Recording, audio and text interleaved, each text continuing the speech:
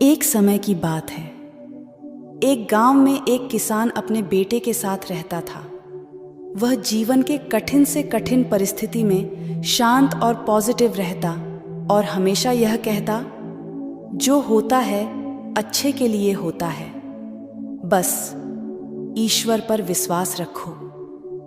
उसके पास एक घोड़ा भी था जिससे वह बहुत प्यार करता था और उस घोड़े को अपनी परिवार का सदस्य मानता था। एक दिन वह घोड़ा कहीं चला गया।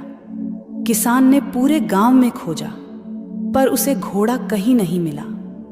सभी गांव वाले इकट्ठा होकर किसान के पास गए और दुख जताया, और सभी ने किसान से कहा, घोड़ा खो गया, यह बहुत बुरा हुआ, आप बहुत बदकिस्मत हो। इस पर किसान ने कहा, भले ही मेरा घोड़ा खो गया है, पर जो होता है अच्छे के लिए होता है, मुझे ईश्वर पर विश्वास है। गांव वालों को किसान की बात समझ नहीं आई और सब अपने अपने घर चले गए। कुछ महीने गुजरने के बाद वह घोड़ा वापस आ गया और वह अपने साथ अपने जैसे कई और घोड़े भी ले आया था। सभी गांव वाले फिर इकट्ठा हुए और किसान से कहा, घोड़े का खो जाना अच्छा था, अब आपके पास बहुत सारे घोड़े हैं, आप कितने खुशकिस्मत हो।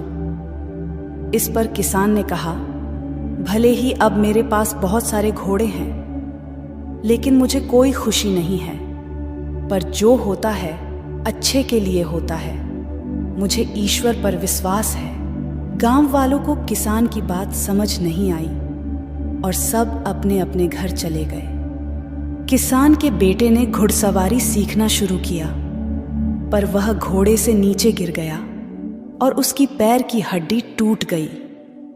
सभी गांव वाले फिर इकट्ठा हुए और किसान से कहा, शायद बहुत सारे घोड़े का मिलना अच्छा नहीं था, इसके कारण आपके इकलौते बेटे की टांग टूट गई। आप बहुत बदकिस्मत हो, जो हुआ बहुत बुरा हुआ। इस पर किसान ने कहा, भले ही मेरे बेटे की टांग टूट गई है, पर जो होता है अच्छे के लिए होता है,